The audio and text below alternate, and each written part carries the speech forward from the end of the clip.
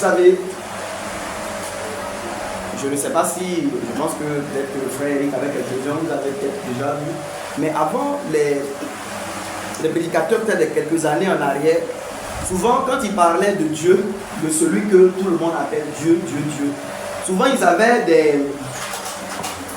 ce que je peux appeler, souvent des études où ils parlaient de ce qu'ils nommaient les attributs de Dieu. Et ils essayaient de montrer par les Écritures, quand on parle d'attributs, ce sont des traits caractéristiques de Dieu. Comment Dieu est. Et quand l'Écriture dit que par exemple, il n'y a pas d'ombre de variation en Dieu, c'est pour faire comprendre que c'est qui il est là. C'est ce qu'il est. Il ne change pas. Si on dit que Dieu est amour, c'est que Dieu est amour. Ça fait partie de ses attributs fondamentaux. Donc le Dieu de Jésus-Christ, c'est un Dieu qui est amour. Amen. Amen. Et c'est quelque chose qui doit être un point d'appui. C'est quelque chose qui doit nous fortifier. Ça veut dire que nous devons avoir une pleine confiance dans l'amour de Dieu. Parce qu'il est vraiment amour. Et il est révélé ainsi dans les Écritures comme le Dieu amour, le Dieu d'amour. Ce sont ce qu'on appelle les attributs de Dieu. Et on ne peut pas détruire un trait caractéristique de Dieu. On ne peut pas détruire un attribut de Dieu. Ce n'est pas possible. Et le mardi passé, à notre nuit, j'avais dit aux frères, on avait parlé un peu de ce texte de Romains 3, où il est dit que Dieu, il se montre juste tout en justifiant celui qui a la foi en Jésus-Christ. Amen. Amen. Et je dis que je veux redire quelques paroles encore sur ça. Parce que le jeudi, j'expliquais aux frères que aujourd'hui même la légèreté avec laquelle, je dis même au milieu chrétien, la légèreté avec laquelle la plupart des chrétiens prennent le péché provient en grande partie d'une méconnaissance de la croix de Jésus-Christ. Et vous savez, la croix, prêcher la croix, ce n'est pas dire à chaque phrase la croix. Non. Prêcher la croix, c'est de révéler le témoignage de Dieu rattaché à cet acte. Vous savez, frère, je vous dis ici, écoutez-moi bien, la croix en elle-même n'a aucune puissance. Écoutez bien, c'est celui qui a été attaché qui lui donne toute sa valeur. Amen. Au jour de Golgotha, il y avait 3 croix. Vous pouvez mettre votre foi dans le brigand d'à gauche, vous serez perdu. Lui aussi, il était crucifié. Vous pouvez mettre votre foi dans celui de droite, même si lui s'est ressaisi. Mais c'est un homme faible, pécheur qui a été gracié. Vous ne serez pas pardonné.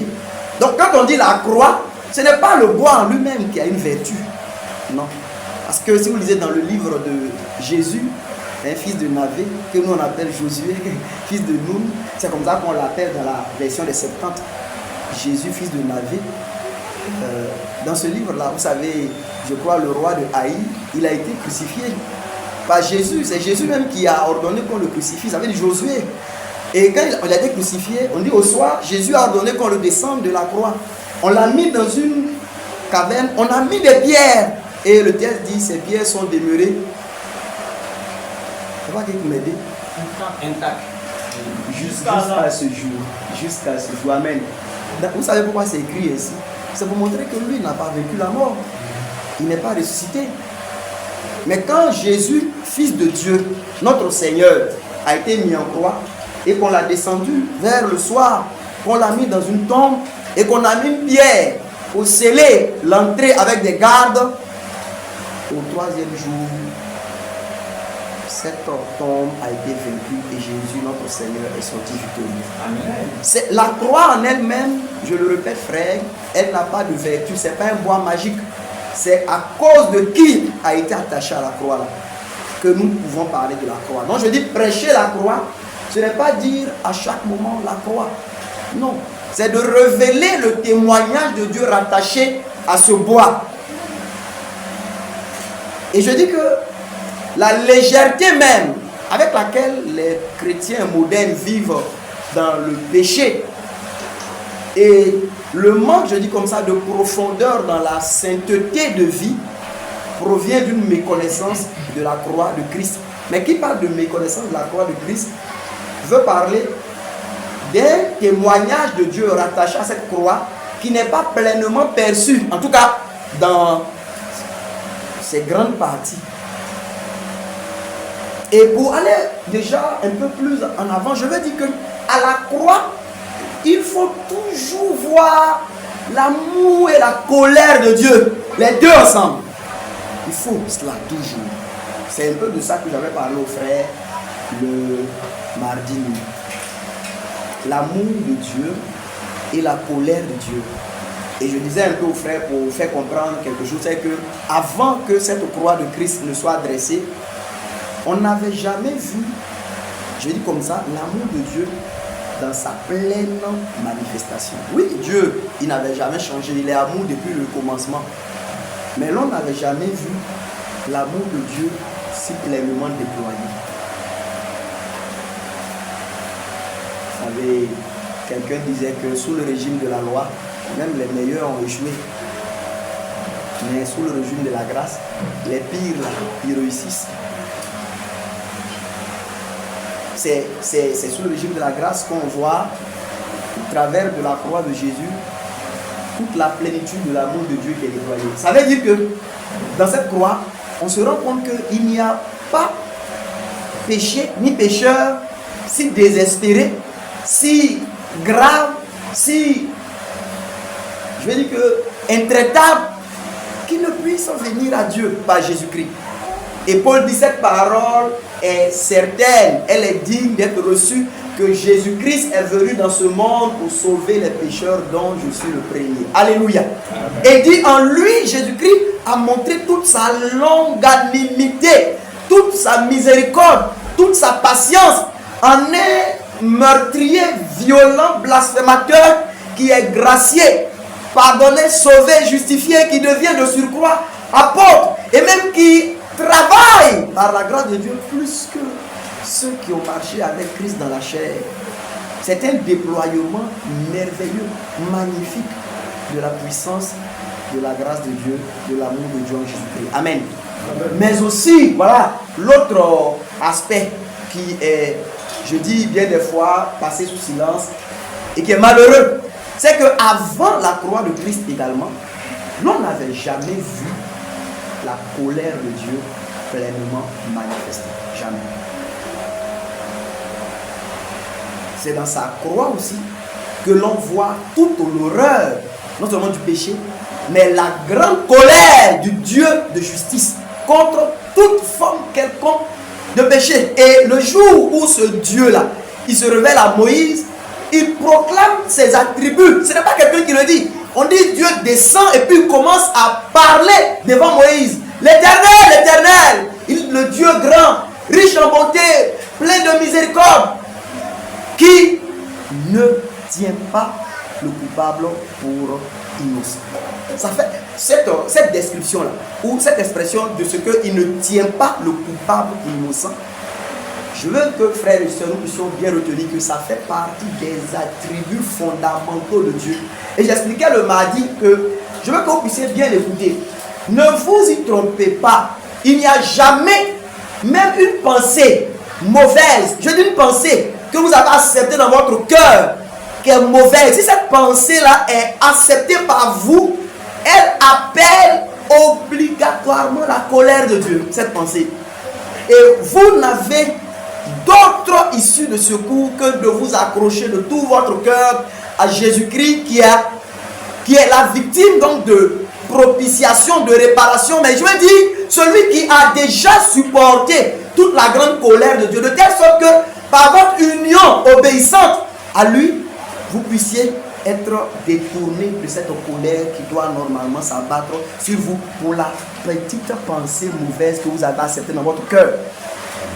Et si aujourd'hui, l'église est arrivée à un point où on justifie des doctrines du genre, tu peux mourir dans les jambes d'une prostituée, tu vas aller au ciel, ça veut dire que ton esprit est sauvé, donc ton âme ton corps peut faire ce qu'il veut. La dernière fois, le frère Irénée nous parlait de ça. Des gens qui sont baptisés dans leur esprit. Et donc, leur corps et puis leur âme là, ça c'est rien. Et la dernière fois, je disais à mon frère, pendant qu'on sortait un peu, j'ai dit, mais wow, regardez les gens. C'est-à-dire que eux, quand quelqu'un dit que le péché que tu as commis là, c'est dans ton corps ou dans ton âme, ça ne touche pas ton esprit, c'est quelqu'un qui n'aime pas Dieu. Vous savez pourquoi ils ne s'inquiètent pas parce que ça ne touche pas leur esprit? Parce que pour eux, ça touche leur esprit, c'est quoi? Ils ne vont pas aller au ciel. Donc ça veut dire que eux, tant qu'ils peuvent faire le mal et que ça ne leur ferme pas la porte du ciel, ils le font. Ils n'aiment pas Dieu.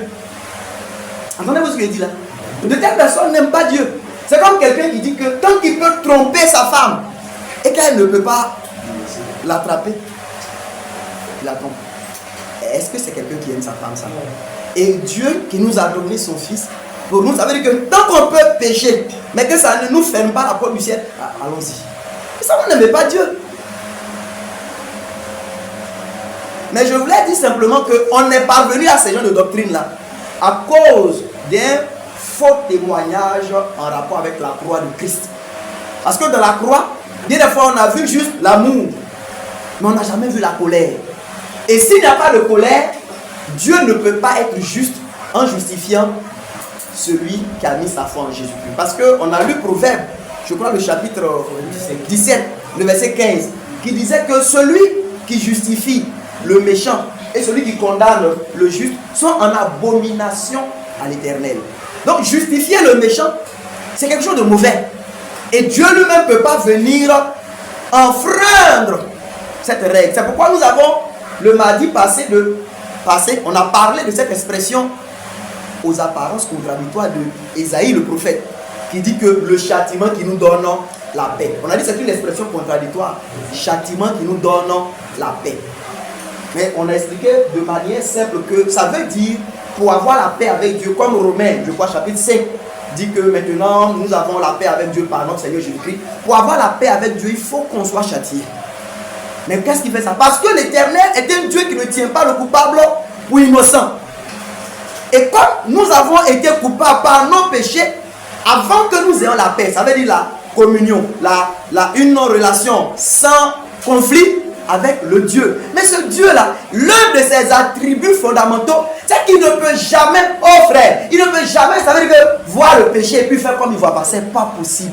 Ce n'est pas possible. Toute sa justice appelle à la colère sur toute forme quelconque de désobéissance. Est-ce que ça peut bien entrer une bonne fois pour toutes dans nos cœurs? Toute forme quelconque de désobéissance, et je renferme tout, que tu sois incroyant ou croyant, toute désobéissance appelle la colère de Dieu. Tout.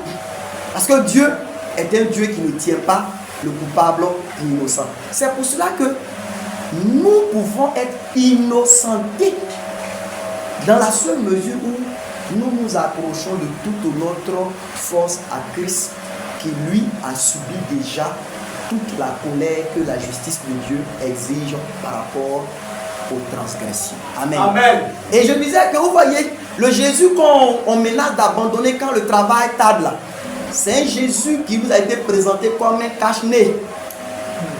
Ce n'est pas un Jésus qui nous a été présenté comme une combinaison respiratoire dans un endroit avec un gaz mortel. Comprenez-vous cela? Il y a un monsieur Ray Comfort qui disait que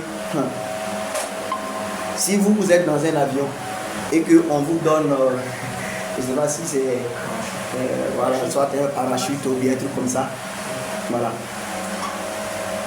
et qu'on vous dit que très probablement dans peu de temps cet avion-là va se cracher. Donc on vous explique comment utiliser ce parachute-là. Il y a pas de ce moment-là. Est-ce que vous voyez l'attachement que cet homme-là va avoir à son parachute? Le parachute-là peut serrer un peu son cou. Vous comprenez? C'est un peu, ça le met un peu mal à l'aise. Il va enlever. Non, jamais. Ça peut être un peu encombrant. Il va enlever. Jamais. Parce que il sait ce que enlever ce parachute-là signifie. Mais à quel moment aussi il voit toute la valeur de cet instrument-là? C'est quand il a compris aussi le danger dans lequel il se trouve. Quand on est dans un christianisme où la colère n'est plus prêchée, où le jugement, quand même, il y a certains, non, arrêtez de parler de l'enfer, parlez de l'amour de Dieu, parlez de l'amour, parlez de l'amour. Et c'est à cause de ça aussi on voit tout le désordre dans lequel on est tombé.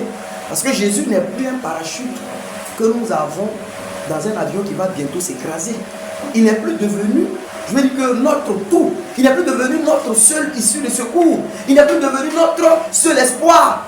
Quand quelqu'un a compris que le plus petit péché, je parle de pensée qui n'est même pas encore sorti de ton cœur, appelle aussitôt la grande colère de Dieu redoutable. Et que s'il n'a pas de réparation par rapport à ce péché, il faut qu'il se prépare à rencontrer Dieu en jugement. Vous pourrez mettre même un couteau ou bien peut-être une épée à la gorge de cette personne. Oui, la faiblesse de la chair peut-être arriverait à le vaincre, mais ce serait avec tous les regrets du monde qu'il réunirait Jésus-Christ son Seigneur. C'est ça qui a fait que hier les gens mouraient pour Jésus. Je l'ai déjà dit, tous les chrétiens qui se sont fait dévorer par les bêtes là, écoutez-moi bien frère, tous les chrétiens qu'on a égorgés là, mais si quel que soit ce qu'on fait, on va au ciel. Si quel que soit ce qu'on fait, on va au ciel. Frère, écoutez-moi bien, sois un peu raisonnable.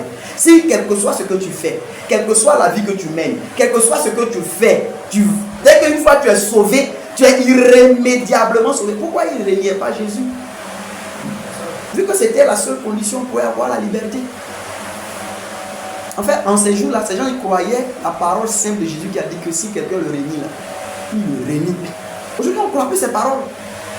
C'est ça qui faisait que ces frères-là tenaient jusqu'à se faire décapiter, égorger, broyer dans les arènes par ces animaux féroces. Pourquoi ils vont faire tout cela? Dès qu'ils ont cru, ce sont des élus, ils ont été prédestinés. Quel que soit ce qu'ils font, ils vont aller au ciel. Pourquoi alors se faire broyer par ces animaux féroces? Pourquoi se faire brûler? Pourquoi se faire décapiter? Alors qu'on peut simplement dire, je ne connais pas Jésus.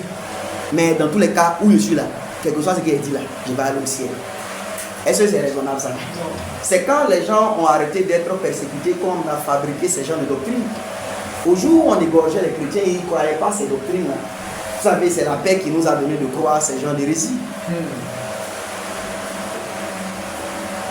Au jour où on te sort une épée qui est au devant de toi, je t'assure que tu vas voir que ta doctrine là, elle n'est pas vraie. Parce que quand tu vas voir l'épée s'approcher de toi, je te dis, je t'adjure devant le Dieu vivant, que tu auras la certitude, aussitôt que là, si tu dis que tu n'as jamais connu Jésus, ce sera fini pour toi. Tu vas avoir cette certitude-là. Frère, il ne faut pas que nous soyons dans ces désordres-là.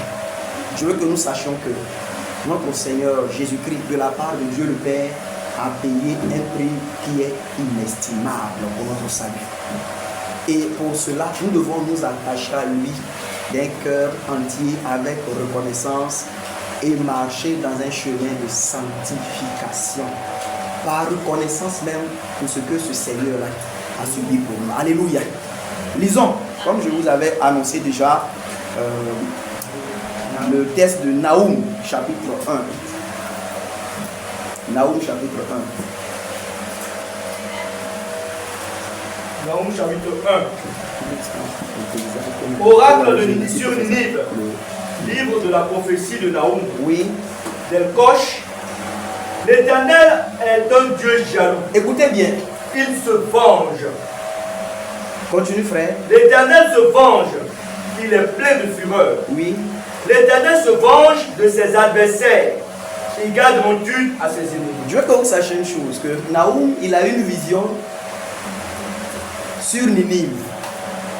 Et avant de pouvoir communiquer la vision, Naoum va faire ce que j'appelle une sorte de description de qui est l'Éternel Dieu. J'ai parlé d'attributs, non? Les choses dont Naoum parle, ce sont des attributs de Dieu. C'est comme ça que Dieu est. Et il dit ça comme fondement des révélations qu'il va donner. Vous comprenez? Et quand il dit par exemple que l'Éternel, la première chose, il dit que l'Éternel est un Dieu qui est jaloux. Cette description suffit pour faire comprendre que il suffit de quelque chose qui vient rivaliser un peu la place de Dieu dans le cœur de quelqu'un, que l'on rentre en conflit avec ce Dieu. Voilà ce que ça signifie. Si c'est un Dieu qui est jaloux, et même, je crois, dans Exode, il dit qu'il s'appelle même jaloux. Et donc, Nahum veut faire comprendre que, parce que, vous voyez, vous pouvez entendre un jour certaines déclarations de Dieu, et puis vous pouvez ne pas les comprendre. Par exemple, Dieu va dire, je hais les palais de Jacob. Le palais là, est-ce que c'est péché? Ça se trouve chez Amos, dans le chapitre 6, à partir du verset 1er. Dieu dit, il hait les palais de Jacob. Les palais, c'est pas péché. Mais comment on peut comprendre qu'il puisse haïr les palais de Jacob? Vous m'écoutez bien? Quand il dit je hais les palais de Jacob, ce n'est pas parce que le palais est péché. Mais l'Écriture nous dit que ce Dieu-là est un Dieu qui est jaloux. Et parce qu'il est jaloux, pour dire simplement, il nous veut, nous tous, à lui, pour lui et avec lui. Alléluia. Il nous veut, frères et sœurs, il nous veut, nous tous, à lui. Il nous veut, nous tous, pour lui. Il nous veut, nous tous, avec lui. Et ce Dieu-là, dès le moment où il est un Dieu jaloux, sur ce terrain-là, on ne parle même pas d'affaires de péché. On parle là des élans du cœur. Je vous ai parlé déjà ici de nos passions, de toute notre affection. Est-ce que nos passions, nos affections, est-ce que toute notre personne se déverse sur lui? Est-ce que toutes nos sources sont en lui? Est-ce qu'il est celui de qui nous pouvons confesser, quel autre que toi ai-je au ciel, et sur la terre je ne prends plaisir qu'en toi seul? Vous voyez, frère, si Dieu est un Dieu jaloux, ce n'est pas une affaire de péché d'abord. Parce que je vous ai déjà fait savoir que le premier commandement, ce n'est pas tu ne pécheras point, mais c'est tu aimeras l'Éternel ton Dieu. Alléluia. Ce qui veut dire que, parce qu'il est un Dieu jaloux, parce que la jalousie, je dis que c'est l'autre côté de l'amour. À la vérité, il n'y a pas d'amour sans jalousie. La jalousie, c'est l'autre côté de l'amour. Et quand on dit que Dieu est un Dieu jaloux, mais c'est parce qu'il est amour lui-même. C'est pourquoi il est jaloux. Et il le dit dans Amos, enfin dans Osée, dont je vous ai parlé la dernière fois, Osée 3, vous dit que lui ne peut pas nous aimer. Et puis nous, on est intéressé par autre chose. Frère, quand Dieu vient vers nous et nous allons vers le football, il vient vers nous, nous allons vers nos vélas, il vient vers nous, nous allons vers la musique, il vient vers nous, nous allons vers les fêtes des générations, il vient vers nous, nous allons vers les nouveautés, toutes les nouveautés d'Internet, de Facebook. Non, frère, il n'y a pas une affaire de péché, mais où sont les élans de nos cœurs? Est-ce que nos cœurs brûlent pour lui? Nos cœurs sont tournés vers lui? Est-ce que nous sommes malades d'amour comme la Sulamite? C'est cela. Et quand Nahum, par exemple, parle ici, je n'ai pas le temps de vous parler de tout, mais je voulais simplement faire comprendre qu'avant de pouvoir énoncer les paroles touchant la vision qu'il a eue en rapport avec Ninive, il veut présenter d'abord Dieu tel qu'il est, afin que quelqu'un ne puisse par exemple pas contester les révélations qu'il va communiquer en rapport avec Ninive. Parce que quelqu'un qui ne connaît pas Dieu comme un Dieu jaloux, il y a des voix de Dieu qu'il ne peut jamais recevoir. Parce que beaucoup d'entre nous, toute notre marche avec Dieu, notre christianisme se limite à est-ce que c'est péché? Est-ce que c'est pas péché? Mais non, frère. La deuxième chose, il dit que après que Dieu, il a décrit Dieu comme un Dieu jaloux, il dit que Dieu fait quoi? C'est bon. Oh, chrétien, regardez-moi ici. Il faut retenir ça, c'est la parole de Dieu. Et ne vous y trompez pas. Ça n'a pas changé depuis que Jésus est venu. Il dit Dieu fait quoi? Il se venge. Continue, il fait quoi? L'Éternel se venge. Il est plein de fureur. Fureur là, ça veut dire plein de colère contre qui? Plein de fureur. L'Éternel se venge de ses adversaires. Donc il dit que ce Dieu duquel il parle, vous dit simplement ne soyez jamais du côté de ses adversaires. Parce que c'est un Dieu qui est plein de fureur, qui se venge de ses adversaires. Et cela revient encore à ce que je vous ai dit, c'est qu'il ne tient aucune sorte de culpabilité pour rien, jamais. Si vous vous retrouvez du côté de ses adversaires, vous devez vous préparer à le rencontrer dans toute sa fureur. Mais ça, moi, mes mots, qu'est-ce que cela signifie? Mes mots, fureur. Bon. Avez-vous déjà entendu quand l'Écriture dit qu'au jour où l'agneau va se lever pour sa colère, avez-vous déjà entendu ce que les hommes voudront avoir comme couverture? Avez-vous déjà remarqué qu'ils demanderont aux montagnes de tomber sur eux pour les cacher devant la face de l'agneau? Oh, comment comprenez-vous cela? Qu'une montagne tombe sur toi pour te cacher, c'est pour dire que ce jour de la colère-là est quelque chose d'insupportable. Il y a un prophète qui décrit ce jour comme un jour où, il dit c'est comme quelqu'un, je crois, qui est poursuivi par, je crois que c'est un lion, par un ours, qui se cache dans sa maison et qui met sa main, il est mordu par un serpent. Il décrit cela comme un jour terrible. Le jour de l'Éternel, le jour de la colère de l'agneau. Mais ça, c'est un jour. Et c'est même pas encore, je veux dire que la pleine manifestation de la mort seconde dans le lac de feu et de soufre. Alors, pour dire simplement, frères et sœurs, le prophète est en train de nous faire comprendre ici qu'il ne faut pas que quelqu'un d'entre nous se retrouve du côté des adversaires de ce Dieu qui se venge, qui tire vengeance, qui est plein de fureur contre ses adversaires. Fini, frère? Il garde rancune à ses ennemis. On dit même qu'il garde rancune à ses ennemis. Voilà. Au verset 3. Continue, frère. L'Éternel est lent à la colère. On n'a pas dit il est sans colère. On dit il est lent à la colère. C'est ce qui veut dire que Romains 2,4 dit que la bonté de Dieu te convie à la repentance. Parce que il a dit aussi qu'il n'a aucun plaisir à voir le pécheur périr, mourir. Oh, le paradis est suffisamment grand. La maison du Père est suffisamment large pour recevoir tout le monde.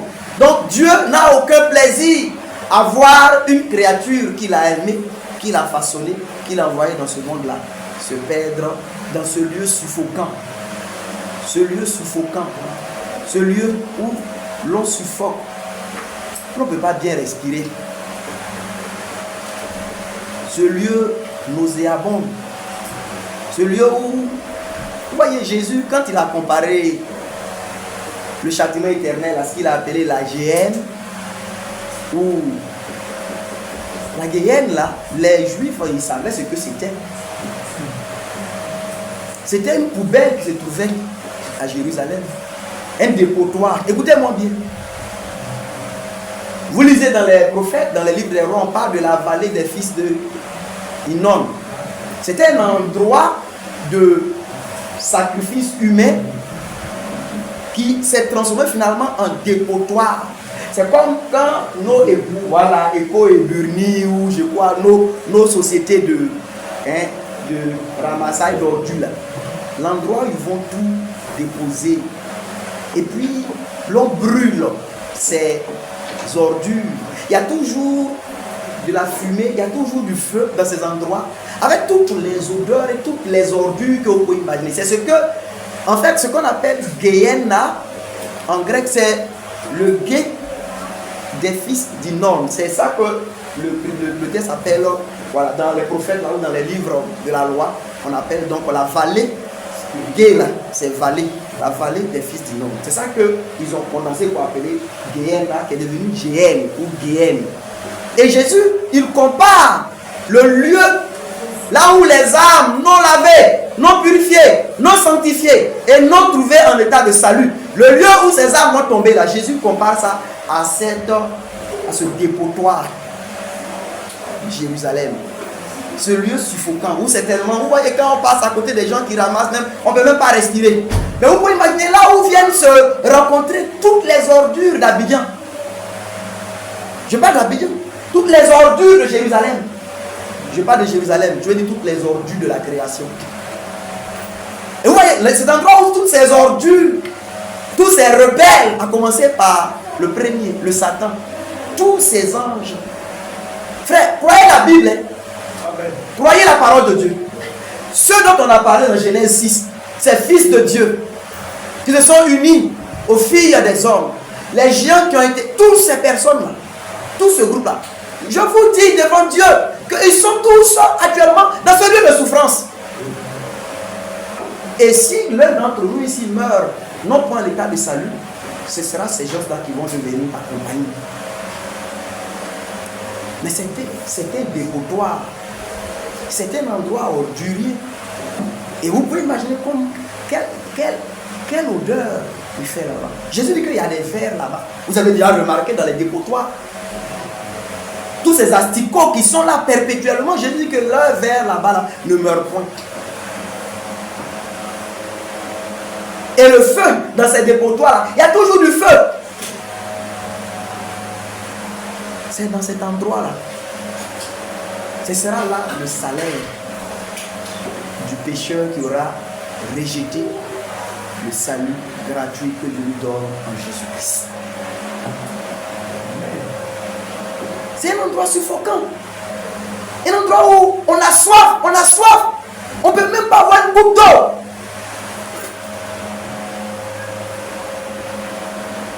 Vous deviendrez fou si on vous met dans une condition où vous êtes par exemple dérangé par quelque chose avec une entière incapacité de vous délivrer de ça. Vous allez devenir fou à la longue. S'il y a une chose qui vous arrive et puis vous êtes incapable, ça veut dire que ça vous dérange. Par exemple, je vous ai déjà dit une fois, même il suffit que les enfants crient autour de vous, ils crient et puis vous n'avez aucune possibilité ni de les arrêter, ni de vous déplacer. À la longue, vous allez devenir fou.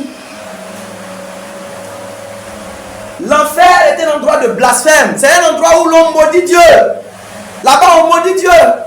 On dit un peu, oh Éternel, pardon, pardon. Et puis la minute on le maudit. C'est comme cela dans ce lieu-là. On essaie de demander pardon à Dieu pour, oh pardon, ramène-moi, ramène-moi. Et quand on se rappelle que c'est fini, on le maudit. On le maudit, on maudit Dieu, on maudit Christ. On maudit ceux qui habitent le tabernacle céleste.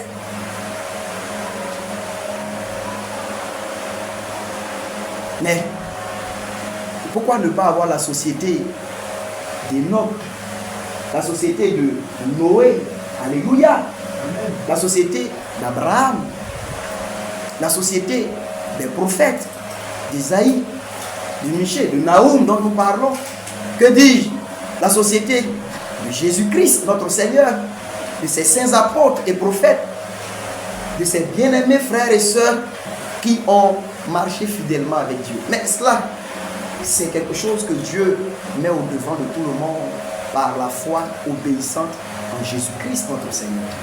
Il faut considérer ces paroles, frères et sœurs. Et il dit l'Éternel, il est là à la colère. Il n'a pas dit il est sans colère. Il donne du temps pour que le pécheur se repente et qu'il ne périsse pas.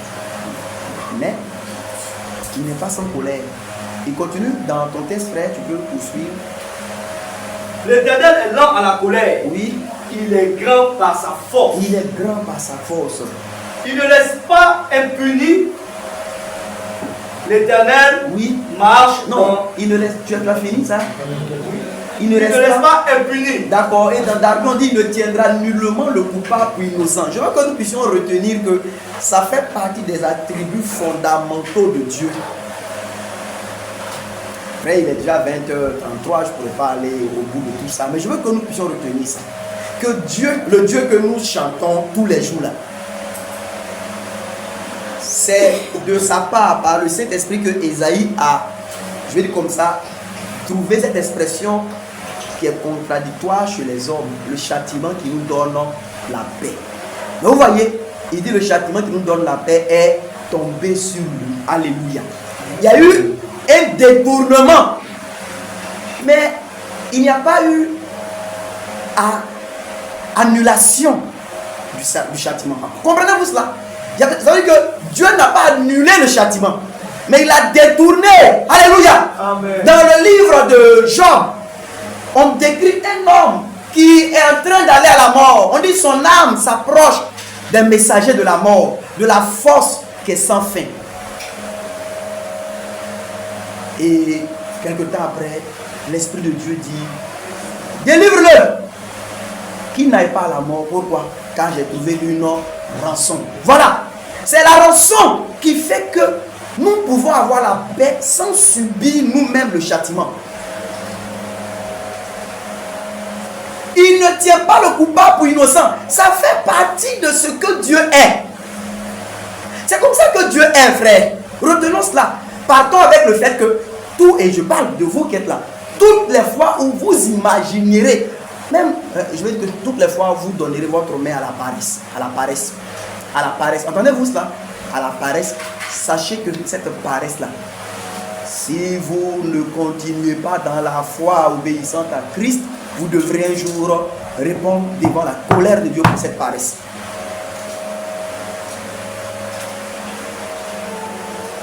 Et que dire des injures? Que dire des impudicités sexuelles, des adultères? Que dire des avortements, des meurtres, des intrigues, des colères, des jalousies, de l'orgueil? Que dire de l'orgueil? Le texte de Romains dit que, le Romains 3, il dit que Dieu, il faut lire ça pour mon frère. Il dit que pendant le temps de sa patience, Gauthier, tu peux chercher ça, Romains 3, je crois vers les versets 20 là-bas. Pendant le temps de sa patience, Dieu a supporté, il a supporté les transgressions, il a supporté les péchés. Et je veux simplement que vous sachiez que depuis que le monde a été créé, depuis Adam jusqu'à Golgotha, toutes les fois où quelque chose a été fait contrairement à la justice de Dieu, la colère qui devrait tomber sur cette désobéissance-là a été économisée et elle a été déversée sur Jésus-Christ. Au jour de Golgotha, et Dieu s'est détourné avec indignation du Fils de son amour. C'est le vrai Yedidia. Le vrai Yedidia. C'est le nom de Salomon. Yedidia, ça veut dire le bien-aimé de l'Éternel. Yedidia. C'est le nom que Sadoc lui a donné. C'est le Yedidia. Mais au jour où le Yedidia a été souillé par l'idolâtrie, ça Néhémie le dit, il a été frappé de Dieu. Quand le bien-aimé de Dieu, le vrai Yedidia éternel, Jésus-Christ, a pris sur lui notre péché, Dieu s'est détourné de lui. Et Néhémie dit, alors vous avez quel statut? Oh, dites-moi, quel est votre statut que vous avez qui est supérieur au statut du bien-aimé de Dieu? Pour vous avoir des péchés avec vous, et vous allez fièrement au-devant de celui qui s'est détourné de son fils bien-aimé quand il a pris le péché sur lui. Si vous mourrez entre les jambes d'une prostituée,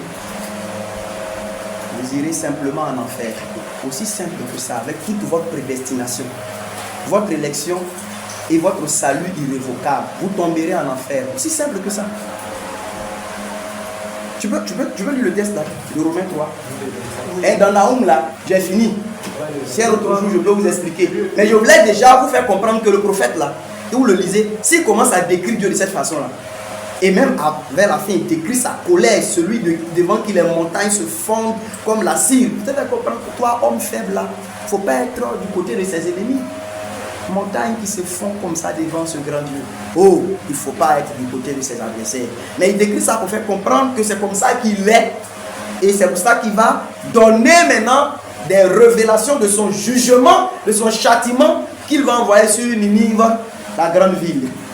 Mais lisons dans Romains, chapitre 3. Tu lui as dit, verset combien? 23 d'abord. Verset 23, vas-y.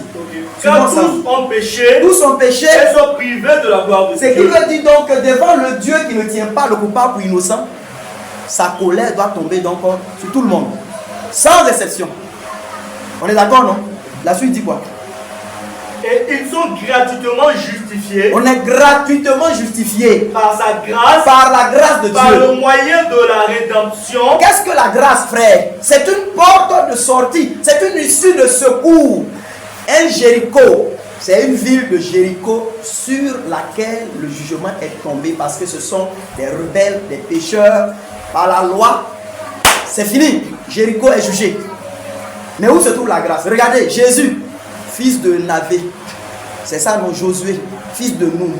C'est ça son nom, Jésus. C'est Jésus. Et ce Jésus-là, sur une ville de Jéricho, suivez frère, une ville de Jéricho qui est jugée, condamnée par la loi, avant qu'il ne vienne exercer le jour de la colère, il envoie 2 apôtres. C'est Jésus qui envoie 2 apôtres. Et quand il envoie les apôtres, ces 2-là, ils sont au milieu de Jéricho. Regardez dans quoi? Dans la faiblesse, dans le tremblement. Ils se cachent. Ils ne sont pas en sécurité.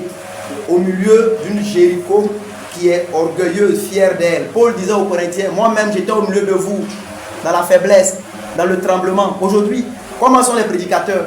Comment sont ceux qui sont les apôtres de Jésus? Comment sont les prédicateurs au milieu, regardez, de ce monde développé. Ce monde développé. Ce monde développé. Et il est dit dans Acte chapitre 27, dans cette navigation-là, que le chef du navire-là, il faisait plus confiance au pilote-là qu'à ce que Paul disait. Paul dit, oh, je vois que cette navigation va être périlleuse. On dit, mais le chef-là, il se confiait plus au pilote parce que lui, il a ouvert les instruments de la météo, de la navigation. Toi, Paul, qui es-tu? Aujourd'hui, dans ce monde-là, quand un prédicateur parle et puis un influenceur parle, qui vous écoutez? Quand un prédicateur parle et puis le monde vous montre sa sagesse, qui vous suivez? Mais c'est ça la grâce. La grâce, c'est Jésus qui envoie 2 apôtres. Mais pour Rahab, qu'est-ce qu'elle est Rahab? On l'appelle Rahab. C'est un pléonasme. À l'école, on a fait un peu les figures de style. On nous dit que quand quelqu'un dit descend en bas, on appelle ça pléonasme, c'est pas ça. Ou bien monte en haut. Mais Rahab, la prostituée, c'est un pléonasme. C'est pas différent d'Abraham. C'est le père de la foi. Mais permettez-moi de vous le dire. Quand on dit Abraham, c'est la même chose que Rahab, la prostituée. Qui est Abraham? Sinon, un pécheur sauvé par grâce. Vous entendez? Alors quand on dit Rahab, la prostituée, c'est un pléonasme. C'est comme si on dit, mais Rahab, c'est suffisant. C'est une pécheresse. Qui est Gauthier? C'est un pécheur. Ascendez, c'est un pécheur. Quand on dit Gauthier, le brouteur, et puis ascendez, mais ça ne veut rien dire. On est tous la même chose. Romains 3, 23 tout à l'heure nous a dit que tous ont péché. Rahab, la prostituée, ne voyez pas comme quelqu'un qui avait... Et vous étiez quoi? Mettez quelque chose sur votre nom. Qu'est-ce qui vous caractérisait? Peut-être que toi, c'était le brouteur. Et moi, ascendez, peut-être que je vais m'appeler l'orgueilleux. Et toi, mets quelque chose sur ton nom. Mais c'est la même chose. Mais n'est-ce pas elle, avec sa maison, qui va être sauvée? Parce qu'ils vont recevoir les prédicateurs de Jésus. Elle va croire dans le témoignage de Dieu en rapport avec Jésus. Et le fil écarlate, c'est rouge. C'est le sang de l'agneau qui va être sur sa porte, comme le sang qui était sur les portes des Israélites en Égypte. Mais quand le sang est sur la porte, la doctrine de Jésus demande que tous restent dans la maison. Si vous sortez au-delà, vous n'avez plus Dieu. Si vous restez dans la maison, vous avez le Père et le Fils. Alléluia. Et au jour de la destruction, Rahab, avec sa maison, est sauvée et recueillie avec le peuple de Dieu. Ce sont des images. C'est ça la grâce de Dieu. Mais on saisit cette grâce-là par la foi. Personne n'a parlé. C'est la foi. Il est écrit dans Hébreu que par la foi, Rahab ne périt pas avec les autres habitants de Jéricho qui n'ont pas cru. Elle a cru. Elle dit, elle croit que Dieu a donné la ville de Jéricho à Israël. Elle ne veut pas périr. Elle a été sauvée. Et en elle, c'est moi, c'est toi, c'est notre histoire. C'est ça la grâce. C'est une brèche pour une ville qui est condamnée. La grâce, c'est une brèche pour un monde qui est condamné. La grâce, c'est une brèche pour une femme qui est condamnée devant Jésus. Vous comprenez? Je ne te condamne pas. C'est ça la grâce. Mais l'enseignement de la grâce, Tite chapitre 2, verset 11. La grâce de Dieu, source du salut, est apparue à tout homme. Elle nous enseigne à faire quoi? À renoncer à l'impiété. Oh, entendez-vous cela? La grâce enseigne à renoncer à l'injustice. La grâce enseigne à renoncer aux convoitises mondaines et à vivre dans ce présent siècle, dans la sobriété, dans la justice, dans l'humilité, en attendant donc la bienheureuse espérance, l'apparition de la gloire de notre grand Dieu et Sauveur Jésus-Christ. Amen. La grâce est un enseignement. C'est pourquoi Jésus dit à la femme quoi? Tu es coupable, mais je ne te condamne pas. Mais l'enseignement c'est va et ne pêche plus. Ça c'est la vraie grâce de Dieu. Amen. Ne croyez pas dans une pseudo-grâce. Donc frère Gauthier, continue. Le verset 25. Oui, la rédemption qui est en Jésus-Christ. Donc nous sommes gratuitement justifiés par sa grâce, par la rédemption qui est dans le Christ Jésus-Christ. C'est cette rédemption en Christ qui permet que nous puissions avoir une justice que Dieu nous donne. Justice qui nous est donnée comme équivalence de la foi que nous mettons dans le témoignage de Dieu en rapport avec Jésus-Christ. Amen. Et comment croyez-vous que Dieu a frappé Jésus-Christ à cause du péché? Et vous n'avez aucune position nouvelle par rapport au péché. Vous montrez par là que vous êtes menteur. La vérité n'est pas en vous. Continue le verset qui suit. Verset 25. Oui. C'est lui que Dieu a destiné, Lui, Jésus, que Dieu a destiné par son sang, par son sang. à être pour ceux qui croiraient Oui. victime propitiatoire, Oui, les victimes qui rendent Dieu propice. afin de Oui. montrer sa justice, Maintenant, regardez, on dit quand Dieu le fait, c'est pour montrer sa justice. parce qu'il avait Oui. laissé impunis les péchés commis auparavant. Ça veut dire, frère, avant que Jésus ne vienne, oh, permettez-moi l'expression, Dieu n'avait pas encore jugé le péché. Il n'avait pas encore fait. C'est pourquoi je dis que les serpents brûlants qui ont mordu Israël, Sodome et Gomorrhe, sur lesquels ce sont juste des exemples. Mais Dieu n'avait pas encore jugé le péché. Parce que le texte dit que il a. Mais pourquoi on dit afin de montrer sa justice? Reprends cette partie, afin de montrer sa justice. Parce que si en Jésus, il n'y avait pas eu cette colère qui s'est abattue sur lui, on pourrait valablement accuser Dieu d'injustice. Parce qu'on peut lui sortir plein de personnes qui ont péché et on n'a pas vu la colère s'abattre sur eux. Je vous ai dit le mardi, c'est ce qui a conduit même bien des fois des justes à envier la condition des orgueilleux. Parce qu'ils disent qu'ils maudissent Dieu et puis ils prospèrent. Ils vivent mal, mais leur commerce prospère. Ils ne craignent rien. Mais cela là, quelque part, ça induit quelque part les justes en erreur. Mais parce que Dieu, il laissait impunis les péchés, comme le texte le dit. Mais s'il laissait impunis et qu'il l'avait laissé indéfiniment impuni, cela montrerait qu'il n'est pas le Dieu de justice. Reprends. Afin de montrer, je reprends le verset 25. Oui. C'est lui que Dieu a destiné par son sang à être pour ceux qui croiraient victimes propitiatoires, afin de montrer sa justice, parce qu'il avait laissé impunis les péchés commis auparavant, Oui. au temps de sa patience, afin, dis-je, de montrer sa justice dans le temps présent, de manière à être juste, Oui. tout en justifiant celui qui a la foi en Jésus. Amen. Amen. Je voulais dire un mot, frère. Non. Voilà. Donc, c'est ça. De manière à être juste, tout en justifiant celui qui a la foi en Jésus. Mais avant d'arriver à ces deux points, vous voyez qu'on dit c'est pour montrer sa justice. Alors, en disant c'est pour montrer sa justice, la justice là, comme nous l'avons dit, la justice exige le châtiment sur le coupable. Mais le texte là veut simplement dire que quand vous regardez, même les pécheurs qui ont été frappés, ceux qui ont, mais même prenez les saints même des temps passés, plusieurs ont fait beaucoup de choses qui n'étaient pas dans la pleine justice de Dieu. Quand par exemple sur le mariage, le Seigneur Jésus dit par exemple que au commencement, Dieu a fait un homme, une femme, c'est pas ça, et que l'homme ne sépare pas ce que Dieu a uni, mais et les 1000 femmes de Salomon. Je veux dire que si la pensée de Dieu, donc la justice de Dieu, c'est qu'un homme s'unisse à une femme, ça veut dire qu'il y a eu de la désobéissance, il y a eu des choses injustes là dans le fait que Salomon se permet d'avoir 1000 femmes.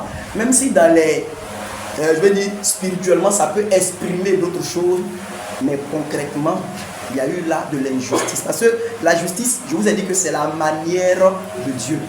Donc si Dieu, dans sa justice, il a pensé qu'un homme doit avoir une femme, si Salomon en a eu 1000, il y a eu de l'injustice dedans. Maintenant, où se trouve la colère pour ça? Est-ce que vous comprenez? Où se trouve la colère pour ça? David a eu plus d'une femme. Où se trouve la colère pour ça? Vu que Jésus, quand on va lui parler de la question du mariage, il va nous ramener au commencement. Mais David, Salomon n'ont pas marché dans les dispositions du commencement par rapport au mariage. Ne serait-ce que ça. Où se trouve la colère pour ça? C'est ça que ce texte-là dit. Parce que si même Jésus n'était pas venu et que la colère n'était pas tombée sur lui, nous n'aurions même pas le droit de prêcher aujourd'hui le fait que l'homme doit pratiquer la monogamie. On n'aurait pas ce droit. Comprenez-vous? Parce que l'homme nous sortirait simplement Salomon. Et puis pourquoi vous dites autre chose? Mais aujourd'hui, malgré qu'il est venu, on prêche encore la polygamie. On n'a pas compris donc le rétablissement de toutes choses qu'il est venu accomplir. Mais vous voyez, si je parle des saints, je parle par exemple de Jacob, toutes ces ruses dans lesquelles il a marché, où se trouve la colère pour ça?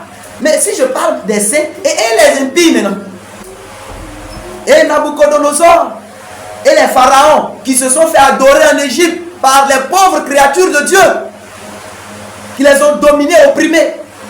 Et où se trouve la colère pour toutes ces choses? C'est ce que ce texte-là explique.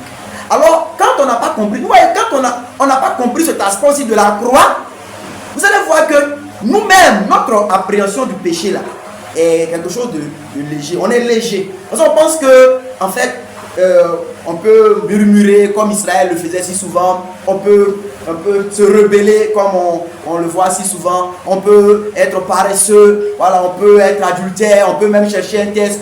Monsieur Gédéon de la Tchétouval a dit que si un homme séduit une jeune fille vierge, voilà, ils vont fiancer, il bouge à elle et il paiera la dot. Il dit oui, ouais. Il bouge à elle avant de payer la dot. Donc de là, on a une doctrine de goûter, voir. Dit même dans les psaumes, goûtez et voyez comment le Seigneur est bon. Il dit que le Seigneur lui-même, on le goûte. Ce n'est pas vous les jeunes filles là, on ne va pas vous goûter. Et quelqu'un comme cela, oh, si ce n'est la grâce surprenante de Dieu qui pourrait arracher un homme comme cela de la mort, il est déjà perdu. C'est cracher au visage de Dieu, c'est piétiner le Christ. C'est outrager l'esprit de la grâce. C'est tenir le sang qui a été répandu là pour profane. C'est quelque chose de dangereux, frère. C'est dangereux. Et Néhémie dit, mais si le Yédidia a été jugé, vous êtes qui? Qui êtes-vous? Ou bien vous réclamez, lisez ce texte-là pour nous. Parce que je reviens à cela, mais lis Néhémie 13. Pour vous faire comprendre que toutes ces choses sont écrites pour nous servir d'exemple. Si le Yédidia, le bien-aimé, a été jugé, vous, qui êtes-vous? Néhémie 13. Vous prétendez être qui? C'est quoi votre statut? C'est quoi votre statut? À partir du verset 23, regardons ensemble. Néhémie 13, à partir du verset 23. Quel est le statut duquel vous réclamez? C'est bon. Vas-y, Néhémie 13, à partir du verset 23. Dans ces jours-là aussi, oui, je vis des Juifs qui avaient pris des femmes astodiennes. Vous comprenez, non? Néhémie dit, il a vu des Juifs qui avaient pris des femmes astodiennes, Ammonites et Moabites. Vas-y, frère. Et les fils parlaient à moitié l'astodien et ne savaient pas parler le juif, mais selon la langue de l'un ou de l'autre. Et je les querellais, et je les maudis, et je bâtis quelques hommes d'entre eux. Frappé quelques-uns. Et je leur arrachais les cheveux. Arraché un peu les cheveux. Lui, c'est un gouverneur. Bon, nous, on n'a plus ces droits aujourd'hui. En disant, vous ne donnerez pas vos filles à leurs fils, oui, et vous ne prendrez pas leurs filles pour vos fils, ni pour vous-même. Maintenant, écoutez l'argumentation. Vous voyez ce que Néhémie a eu à faire là. On peut considérer ça comme excessif. On peut considérer comme il exagère. Et quelqu'un même pourrait citer quelque chose. Néhémie va maintenant renforcer, si vous voulez. C'est comme s'il veut dire, mais voilà sur quoi moi je m'appuie pour trouver que vos voix là sont mauvaises. Et qu'est-ce qu'il va prendre comme argumentation? Verset 26. Salomon, roi d'Israël. N'a-t-il pas péché en cela? Reprends cette partie. Salomon, oui, roi d'Israël. N'a-t-il pas péché en cela? Une troisième fois. Salomon, roi d'Israël. N'a-t-il pas péché en cela? Donc, il dit que Salomon, il a péché dans cette même chose-là. C'est vrai. Vous allez voir comment Néhémie va parler de lui. Avec tout le respect, mais il a péché dans ça. Roi d'Israël. Continue, il dit quoi encore? Parmi la multitude des nations. Parmi la multitude des nations. Il n'y avait point de roi comme lui. Il n'y avait point de roi comme lui. Et il était aimé de son Dieu. Il s'appelait Yédidia, ouais, il était aimé de son Dieu. Et Dieu le fit roi sur tout Israël. Dieu l'a fait roi sur tout Israël. Lui aussi. Lui aussi. Les femmes étrangères. Les femmes étrangères. L'ont fait pécher. L'ont fait pécher. Et vous? Et maintenant vous. Écouterions-nous? Oui, et vous écouterions-nous, c'est ça? Et vous? Oui. Écouterions-nous? Non. Et vous écouterions-nous? Si tu dis et vous écouterions-nous, on ne comprend pas. Et vous écouterions-nous pour faire tout ce grand mal? Oui. Pour être infidèle à notre Dieu? Oui. En prenant des femmes étrangères? Quand il dit et vous écouterions-nous, c'est pour dire que, bon, vous, c'est quel statut vous avez? En fait, peut-être, vous avez quelle particularité? Pourquoi on pense que ce qui a perdu Salomon, qui a envoyé le jugement de Dieu sur lui là, vous pouvez faire ça et puis il n'aura rien. C'est ce que Néhémie dit ici. Mais pourquoi il le décrit? Mais c'est Jésus-Christ là. C'est le fils bien-aimé de Dieu. Maintenant c'est comme si Salomon dit, Néhémie dit, mais le fils bien-aimé de Dieu là, quand il a pris le péché, Dieu s'est détourné de lui. Bon, vous êtes, c'est quoi votre statut? N'est-il pas le premier-né entre plusieurs frères? C'est pas lui. Alors, mais moi je suis l'un des frères, mais c'est lui le premier-né. Pourquoi je pense que le père qui s'est détourné de lui quand il a pris le péché, va regarder moi mes péchés et puis il n'en fera rien? Pourquoi je peux penser cela? Alors quand nous avons péché dans la marche là, notre attitude vis-à-vis du péché doit être une attitude de regret et d'horreur. Et je vous ai dit, Paul dans Romains 12, c'est ça non? Il dit que l'amour fraternel, hein, on lit ça Romains 12. Romains 12. Donc un chrétien, Romains 12, verset combien? Tu peux lire ça frère s'il te plaît? Non, c'est pas cela, c'est le verset plutôt 9, c'est ça? Voilà, il dit que l'amour soit sans hypocrisie. Donc l'apôtre dit aux frères que l'amour soit sans hypocrisie. Ayez le mal en horreur. Il dit ayez le mal en horreur. Attachez-vous fortement au bien. Voilà, c'est ça l'attitude d'un chrétien. Notre amour doit être sans hypocrisie. Il dit le mal là, nous devons l'avoir en horreur, frère. Et quand même ça arrive dans notre vie, hier je crois que le frère Joël Baguillet parlait un peu de ça. Ça doit être avec tout le découragement. On est vraiment peiné. C'est cela, qu'un enfant de Dieu. On a le mal en horreur et il dit on doit s'attacher fortement au bien. Il peut arriver dans notre vie, et ça arrive malheureusement, que nous puissions chuter, que nous puissions pécher, que nous puissions désobéir. Mais nous devons avoir le mal en horreur sous toutes ses formes et nous attacher fortement au bien. Mais en disant cela, c'est pour nous dire de marcher dans l'obéissance au Seigneur avec une simple horreur pour toute forme quelconque de désobéissance. Toute forme, des plus petites jusqu'aux plus vastes. Nous devons être dans une simple horreur devant nos propres désobéissances. Je ne parle pas de pour les autres d'abord, pour nous-mêmes d'abord. Parce que quand on a appris à se juger soi-même, c'est comme ça qu'on peut même aussi pleurer sur les péchés des autres. Ayez le mal en horreur et attachez-vous fortement au bien. Vous voyez frère, le texte de Romains 3 là, nous montre que, et le mardi, j'avais posé la question pour savoir comment Dieu donc justifie le pécheur sans devenir injuste. C'est parce que la colère qui exigeait sa justice là est tombée sur le Christ. C'est pour cela que on dit que c'est au moyen de la rédemption qui est dans le Christ. Mais comme c'est ce Christ qui a déjà supporté sa colère selon la justice, selon la loi, celui donc qui est de la foi au Christ, foi qui ne fait pas moins que de l'unir à Christ, de le rendre un avec Christ. Comprenez-vous ce que je dis là? Regardez bien ici. Vous regardez bien ici.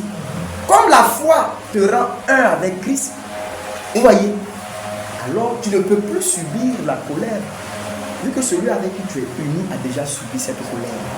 C'est pourquoi c'est par la foi que l'homme est sauvé. Mais il faut, vous voyez, imaginez un instant quand la foi part, on est séparés. Et dès que vous êtes séparés net, la colère vient sur vous. Comprenez-vous cela? En Christ, il y a la colère qui est déjà abattue. Et je vais dire que dans son sacrifice, il a pleinement bu toute la colère, la coupe de la colère du Père. Il a bu jusqu'à la lie. Il n'a rien laissé. Et je vais dire comme ça, c'est comme s'il a un crédit, comprenez-vous? Un crédit de justice en lui.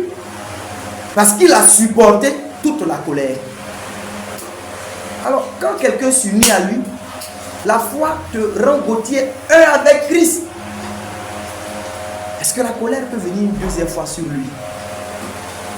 C'est même contre la justice. Parce que la justice aussi exige qu'on ne punisse pas le coupable au-delà de sa culpabilité. C'est ça. Ça veut dire que si par exemple le vol est puni à hauteur de 3 ans en Côte d'Ivoire, vous ne pouvez pas contre la justice déclarée 6 ans d'emprisonnement, ça devient de l'injustice.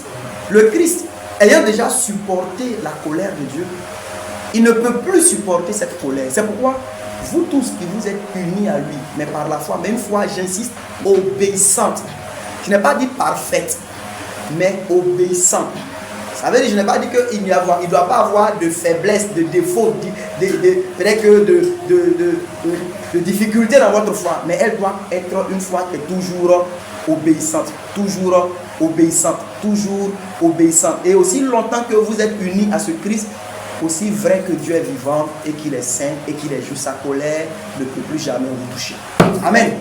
C'est cela l'évangile. C'est l'union du pécheur au Christ qui a été fait péché pour qu'en lui l'on soit revêtu de la justice. Mais la foi que nous avons en Christ, c'est une foi vivante qui aussi nous donne d'avoir un cœur régénéré et d'écouter le Christ qui est notre justice, notre sanctification, notre rédemption, notre paix, notre salut.